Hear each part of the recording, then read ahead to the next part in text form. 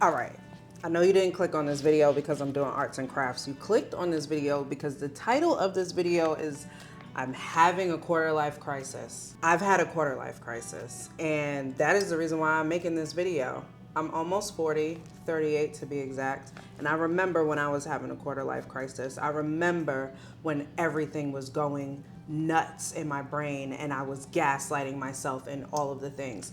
So if you want to know my 3 tips to successfully getting through a quarter life crisis while I do some arts and crafts, stay tuned.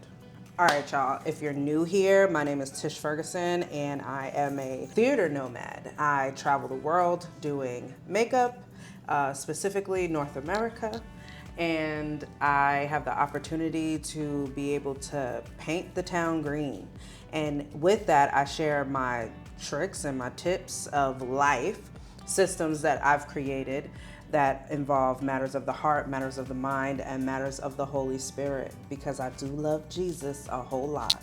I am actually in the middle of doing a project for myself, which I'm gonna get into with the 3 things that'll help you get through a quarter life crisis. But I figured while I was doing this that I would just chime in and let y'all know about my quarter life crisis and the signs and what to do and how to get through it and knowing that you're not bugging. So let's get into this. First of all, I just want to show y'all the magazines I got. I got the Vogue, doing this. I got some contact paper.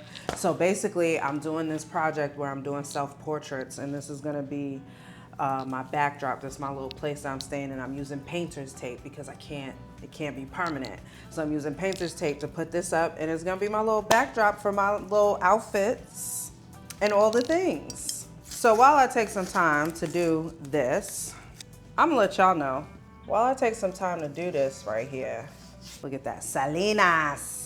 All right, so quarter life crisis. I know you probably thinking you're crazy. I know I did.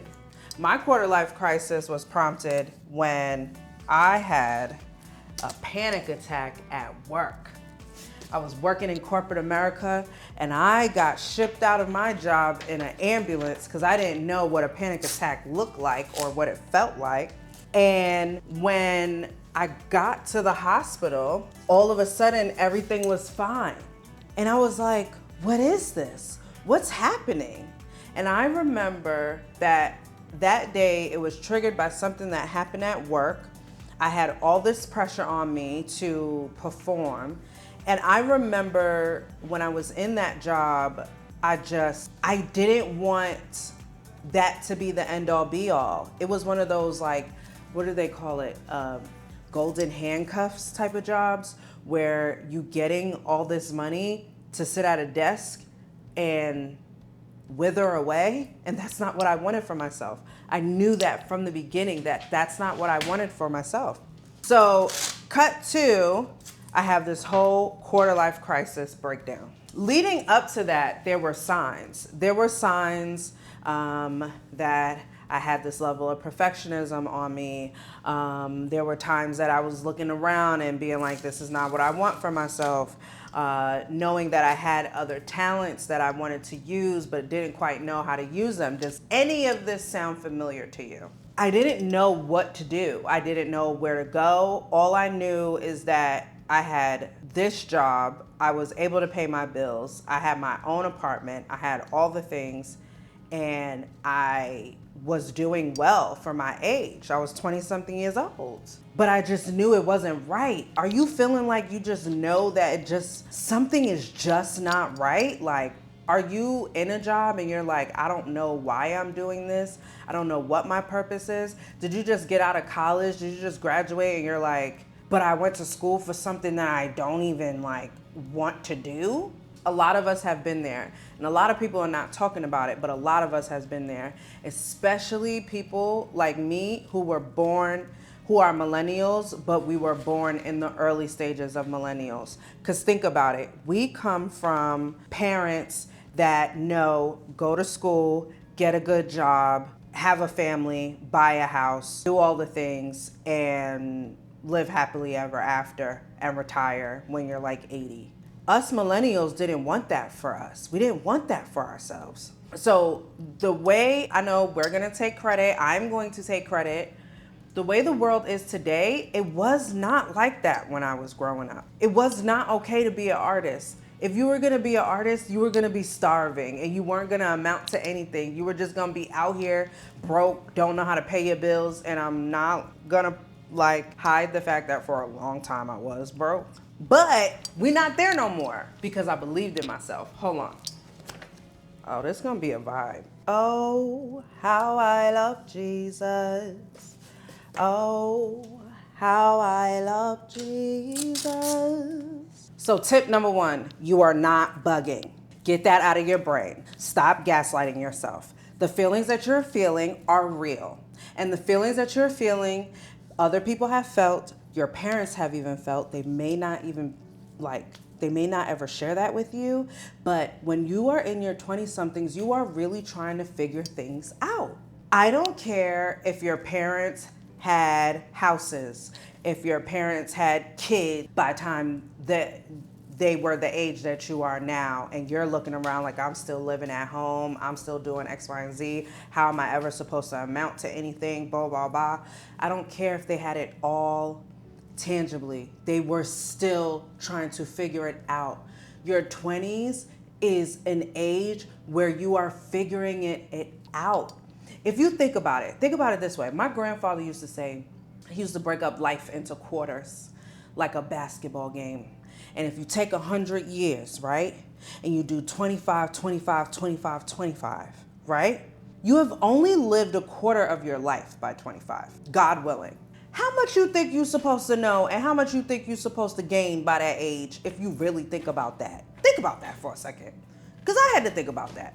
And I ain't really, now that I'm going to be 39 this summer, I can see it from that perspective. But I wish I was able to see it from that perspective in my 20-somethings because I would have saved a lot of time in therapy, number 1. And I also would have saved myself a lot of shame. These feelings are very real. And maybe you do need somebody to talk to about them. Listen, be in the comments. Let's start a conversation in the comments about a quarter life crisis, okay? Because it's real and people don't talk about it enough. This is the time. If you are having the feelings of what do I do next? How do I show up? What is it that I want to do in my life? Baby, you are doing it right. These are the questions that you should be asking yourself because all of those questions that I asked myself in my 20s is why I am where I am today. Is why when an opportunity came for me to travel and do what I love, I was able to be like, yes, because this is something that I always dreamed of. So tip number 1 is stop gaslighting yourself. And I said it, stop gaslighting yourself, all right? Tip number 2, be still and know, yes, that's Bible. Be still and know that you're gonna be good. Be still and know that you need to have isolation time. You need to be able to sit down and really know your voice. If you watch any of my other videos, I talk about often being able to hear your voice. Because being able to hear your voice, you are then gonna get into practice of being able to hear God's voice. And you have to know what God is saying so that you can move in that direction. You literally are in a space where God is trying to download. If you're in this space of a quarter life crisis, best believe me, God is trying to download some messages to you. God is trying to let you know what it is that He wants you to do with your life, what your purpose is. And we get this throughout all of our lives. But to me, in my opinion, in our 20s, there is something special about these downloads because it molds and shapes you for your 30s. And I can only speak about 30s. I can't speak about anything else yet. But it molds and shapes you for your 30s. So be still. Go out to dinner with yourself. Do projects. I don't care how crazy. My friends probably think I'm crazy. I don't care. I don't care. Because me doing this project of self-portraits, you know what's gonna happen as a result? I'm gonna know myself better. I'm gonna know myself better physically. I'm gonna know how I show up on camera. I'm gonna know what I look like. I'm gonna know my facial expressions. I'm gonna know, because I know all of these things about my body and the body language, when I show up in communication and conversation, I'm gonna know how I look to another person when I have a certain facial expression or when I have certain body language that I'm giving off. It's gonna make me a better communicator.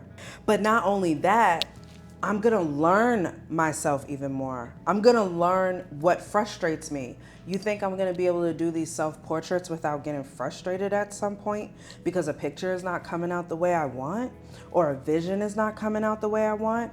I'm gonna be able to handle levels of disappointment or learn how to create solutions when I thought something was gonna work a certain way.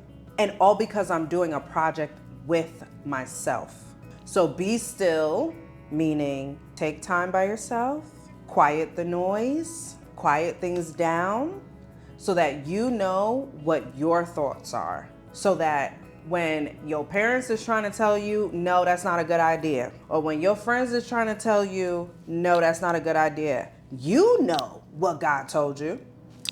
When I wanted to be a makeup artist, you think people wasn't looking at me like I was crazy? I said, I'm gonna be a makeup artist. I'm gonna do this on a big level. I'm gonna do X, Y, and Z, blah, blah, blah, blah. I went from doing music videos to being on sets of Love and Hip Hop, to doing Love and Hip Hop New York, Love and Hip Hop Hollywood, to traveling different places, doing Essence Fest, working with HBO, working with BET, MTV. I've worked with John Legend. I've done things. I'm now in theater. I'm a makeup designer for a Tony Award winning show, Best Musical. People thought I was out of my mind. And usually when people think you are out of your mind, that is the indicator that you are moving with God. Let me finish this wall. Oh, how I love Jesus. All right, now tip number 3. Tip number 3 is take action. So what's your plan? You wanna be a creative, you wanna work in entertainment, you wanna be an artist, you wanna start your own business. What is your plan? So now you gotta get to studying. Just like you went to school or you learned a trade to do what you're doing right now, now find the resources to get what you want. So taking action looks like finding the people in your life that are supportive. Finding the people in your life that may have the resources that you need or the knowledge that you need for you to be able to walk forward in the gifts that you have. Taking action also looks like just doing. I wanted to be a makeup artist, so I started doing my own makeup. I started using the resources that I could find to learn what I could about makeup, to enhance on what it is that I already know. Then we have when I put together my first photo shoot. And if I could find the pictures to that, I will definitely put that in this video. But I put together my first photo shoot because I knew what I wanted to do. I put together photo shoots so that I could have my own portfolio because when I first started, nobody was hiring me. I didn't have any work to prove that I knew what I was doing. So I made my own portfolio, and I remember the first job that I submitted this portfolio to, the producer was so impressed that I even did all of that to get this job. I didn't get it, but I did earn a level of respect from this producer. And so it built this muscle. Even to this day, even being on the road, I will hit up photographers and be like, yo, let's test. Let's do a test shoot. Let's do X, Y, and Z. Because from the beginning, I built this muscle of always honing my craft. I always have been thirsty for more. Let me have more knowledge, more access, more resources, more people. So my action involved meeting people, creating genuine connections, because the people that I have by my side or have had by my side during my climb up the ladder have not been inauthentic. There are people that I actually like and want to be around. I ain't never been around nobody for fluff. And just a quick tip, anybody that you're trying to have mentor you, that you don't see anything in them that you like, but you just want to be around them for clout, it ain't gonna work. We see it every time. It ain't gonna work. So gaining authentic relationships with people that you actually want to learn from. Like, and even squatting up. Do you know how many people that I started out with were able to like hire me for jobs later on in my career? All because I took action. So figure out what taking action looks like for you. My taking action right now is putting together this wall so that I can become a next level makeup artist. I don't know what other level I can get to, but if I can get to here, I know I can get there. Take this time in your quarter life crisis. Look at some of my videos. Even go to my Instagram, Tish_Ferguson. Use my life as a testimony that this quarter life crisis is gonna get you here. One of my homegirls, Tiana, she is going through a quarter life crisis right now. And I see so much of myself in her. And I wish I had a reflection, like another Black woman 15 years ahead telling me, just hold on, because it's all gonna come together. So I wanna be that for you. I really wanna be that for you. Please know that this quarter life crisis is not in vain. Stop gaslighting yourself, be still, and take action, all right? And I can't wait to show y'all what this wall turns out to be. Stay tuned. All right, I'm gonna see you in the next video. She be tripping.